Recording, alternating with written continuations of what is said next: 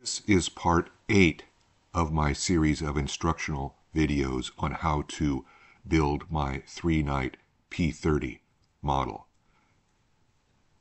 This model is a free-flight rubber-powered airplane, and it is flown outdoors. If it gets caught in a thermal, which is an uprising column of warm air, there is a good chance that it will fly out of sight and you will lose the model. This video describes and illustrates how to construct and operate a dethermalizer system which will ensure that the airplane comes down in most cases. Dethermalizer is also known by the acronym DT. Most of this video will be a series of fixed images or pictures. You can follow along with the audio by clicking on the closed caption icon, which is designated as CC on the YouTube video platform. I also advise that you watch this in full screen mode. There are various types of DT systems which have been implemented over the years, and each has their own advantages and disadvantages. The type of system I'm going to describe today uses a viscous timer, also known as a rotary damper. That's this unit here.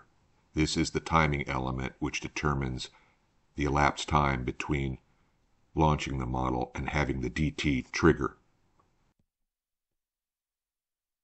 When the DT triggers, the stabilizer tilts to a 45-degree angle, and the resulting drag causes the airplane to come down gently in a horizontal orientation. In most cases, the airplane will come down except in the strongest thermals. Expert flyers also tilt the wing to ensure that the model will come down even in a so-called boomer, but that is not necessary for a beginner. The linkages are too complex. If you have not watched the previous videos in my series, this is a picture of the Three Nite P-30 on which the DT has been installed. There are other types of DT systems, including the simplest, which is the fuse DT. If you purchased the extra parts pack along with the laser cut short kit from Volare Products, you will get a length of fuse and a snuffer tube. These are installed in the rear end of the fuselage, and the written instructions and plans show how to implement this very simple yet reliable form of DT. Please be advised, though, that in some states a fuse DT may not be legal, for example, California, because of the potential danger for wildfires. Other types of DT mechanisms have mechanical timers, such as the Tomy, T-O-M-Y, timer, which is a clockwork mechanism extracted from Japanese toys. There's also a scroll timer known as a Texas timer. That is way too heavy for a free-flight model of this type. There are various electronic timers which usually use a band burner system with a lithium-ion battery powering a circuit.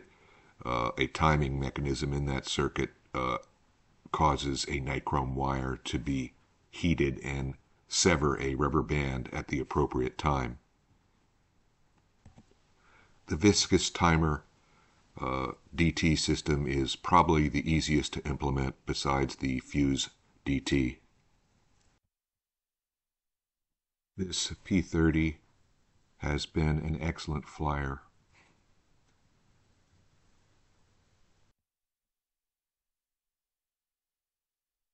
This schematic diagram illustrates the basic components and functions of the viscous damper DT system. I'm going to use my cursor here. This is the horizontal stabilizer. This is the fin, which is secured to the horizontal stabilizer. Probably a single fin in this case. This is a rubber band which is secured between a hook on the fuselage and a hook on the fin to tilt the stabilizer upwardly. I don't like this arrangement. I prefer to have the rubber band come from a post down here, extend up over the leading edge of the stabilizer and be secured to a hook. Back here you have a hook that comes out the trailing end of the horizontal stabilizer. A DT line is secured over that hook and is fed down through this guide tube forward.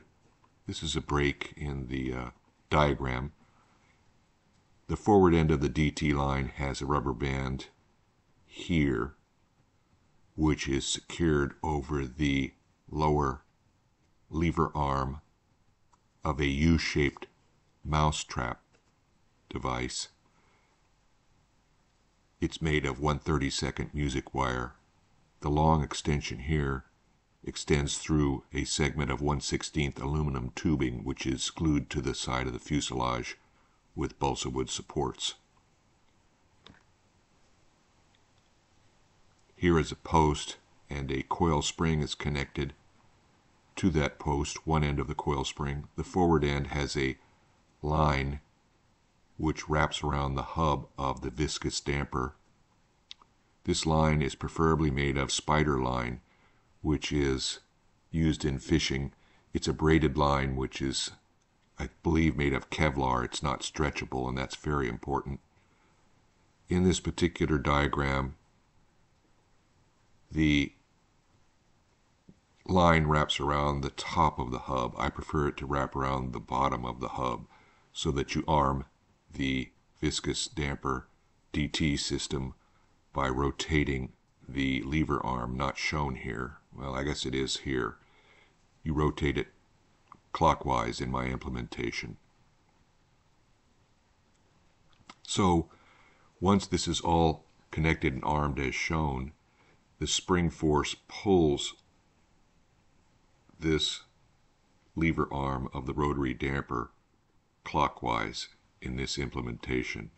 Eventually the loop that's over this lever arm slips off when the lever arm gets about here. This line then is pulled rearwardly by the coil spring. It clears this leg of the mousetrap, and that allows the stretched rubber band to pull on this lever arm and pivot this whole mousetrap.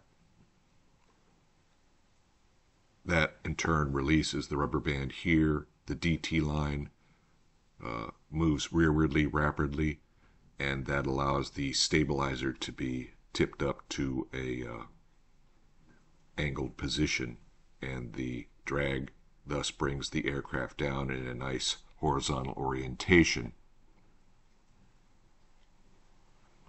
Not shown here are stops, either a stop here, which is a crimped piece of aluminum tubing on the DT line, or it can be somewhere up here where it hits a guide, and that limits the amount of rearward movement of the DT line, and that limits the tilting to about 45 degrees.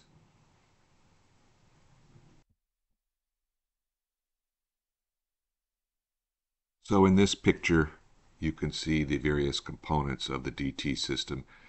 Here is the DT line. I prefer this to be made of monofilament fishing line. About 4 to 6 pound test is good. Here is a guide made of electric wire insulation from which the copper filaments have been removed. It's glued to the side of the fuselage with super glue, cyanoacrylate. The forward end of the DT line is tied to an O-ring in this case. That's just a simple convenience so that I can loop a number 10 rubber band through the O-ring and around itself. That allows me to replace this when it gets worn out. The degree of stretching here isn't critical. You just want a nice tight force. When this DT line is pulled forward, the forward end of this rubber band is secured over this lever arm here. This is the coil spring made of 0.009 inch music wire. The rear end of the coil spring is secured to a post anchored to the side of the fuselage. The forward end of the spring is secured to a line.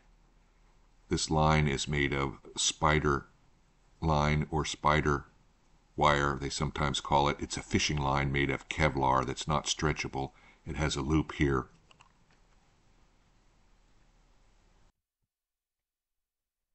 This picture shows the DT system armed. You can see the forward end of this rubber band is stretched and it's secured over this small lever arm here. Before you attach that, you stretch out this string and you put this loop over the lever arm around the underside of the hub of this viscous damper. Notice that this is probably around 3/8 inch in diameter, this loop.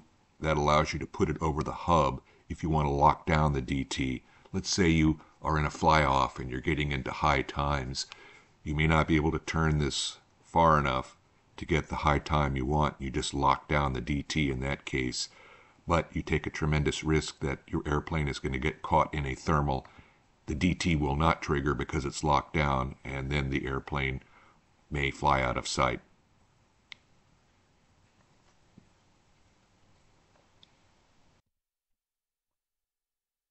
This picture shows how this little lever arm extends slightly forward. That's to prevent inadvertent release of this line. Notice here there's a little bead. This keeps the rubber band far enough out so there's enough leverage to pull this and pivot this mousetrap when that line releases and is no longer holding this toward the fuselage. One thing you'll notice here is a piece of crimped aluminum tubing, either 1/16 or 3/32. Over the years, I found that the degree of stretch is critical here to the rotary speed of the damper when it's pulled, and thus the elapsed time. So in this case, about 2 1/4 inches when it's stretched is good, and trying to tie knots to get that exactly in the right position when the loop is over the lever arm of the hub is very difficult. So what you can do is slip a segment of aluminum tubing over it, through the tubing, through this ring, back again. I've already cut this off, but you could pull this in and out, and when this is, hold a ruler up, and when this is at the right length, you crimp this tubing down, and that secures that. So let's now show the DT after it's been armed in action.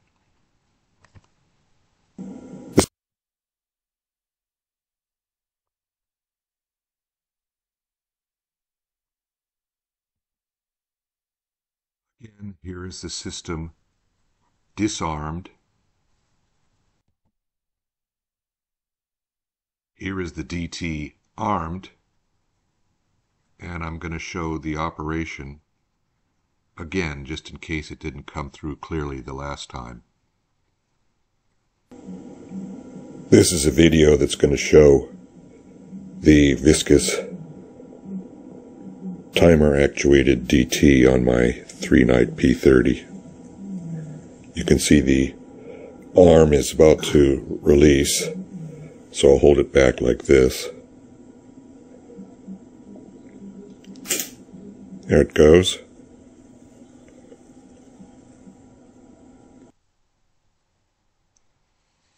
Now it's important to understand that this system is based on decoupling. The force that holds this rubber band, stretch rubber band force that holds the trailing edge of the horizontal stabilizer down, that force is independent from the spring force that pulls the lever arm of the viscous timer button. If you extended this DT line and just used this rubber band here, or a spring for example, you'd find that as the arm moves and the rubber band gets shorter or the spring gets shorter, the force holding down the trailing edge of the DT would reduce, and possibly the trailing edge could lift up during the flight, causing a stall and ending the flight prematurely.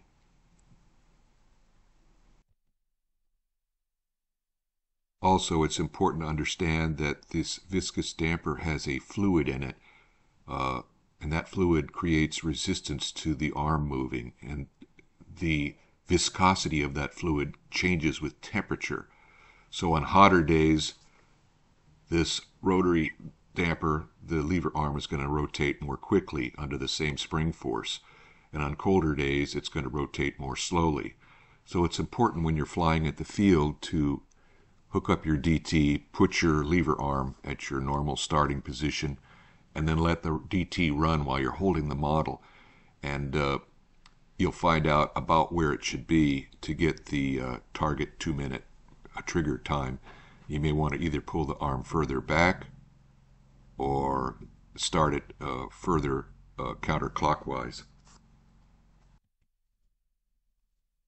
These rubber bands should provide enough force so that the tilting is robust. You don't want this to be a weak, floppy tilting, because in the glide portion of the flight, the oncoming airflow may just cause this to flop up and down, and that's not sufficient to reliably bring the aircraft down out of a thermal.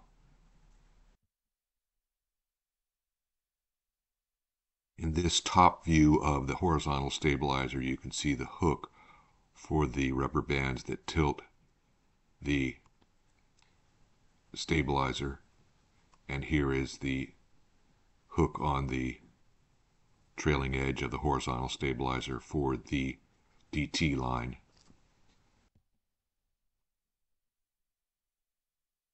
Here is the hook for the rubber bands that tilt the horizontal stabilizer. It's made from 0.020 inch music wire bent in this shape.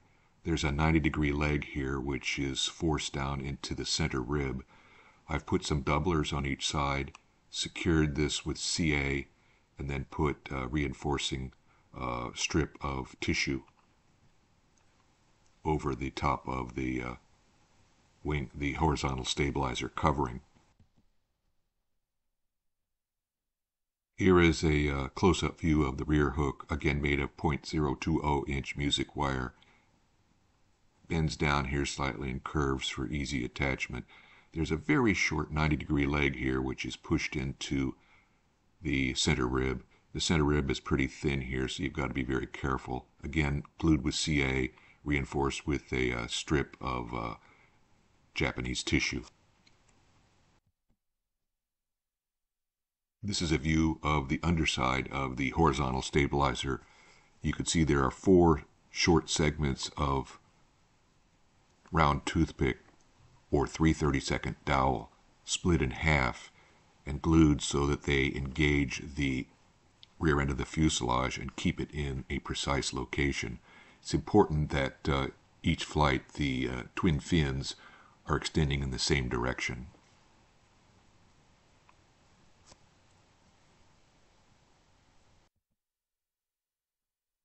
This is a photograph of 2 of the rotary dampers. There's a 3/8 inch base here, which you make a hole in the side of the fuselage for. You secure it with screws through these flanges here. This is called the Badge Classic. It was sold for many years by Starlink Flight Tech Models and by FAI Model Supply. Recently it's been out of stock, so I don't know if the manufacturer is still making these.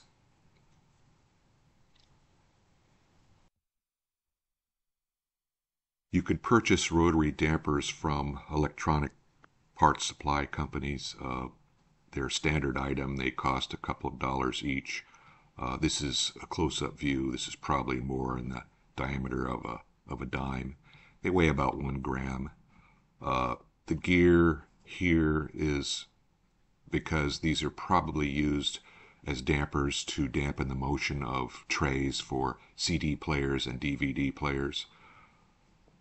Simply drill a hole through here and put a segment of 1/32 wire to make the lever arm that the loop is going to go over, that is connected to the coil spring, the forward end of it.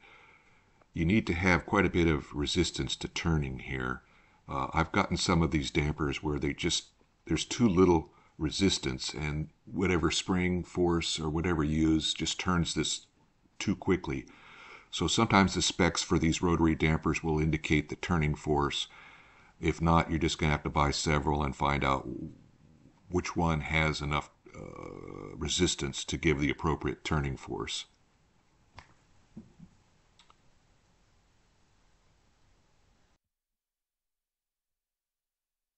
I like to set up my viscous damper DT so that when the loop is over this arm, and the arm is about noon, that gives me slightly more than 2 minutes elapsed time before the DT triggers.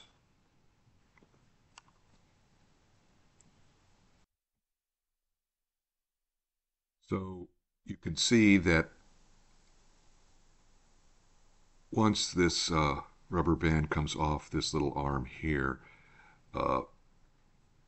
this rubber band and this O-ring can't go any further rearward than right here. That acts as a stop, and that's going to limit the rearward extension of the DT line and also limit the vertical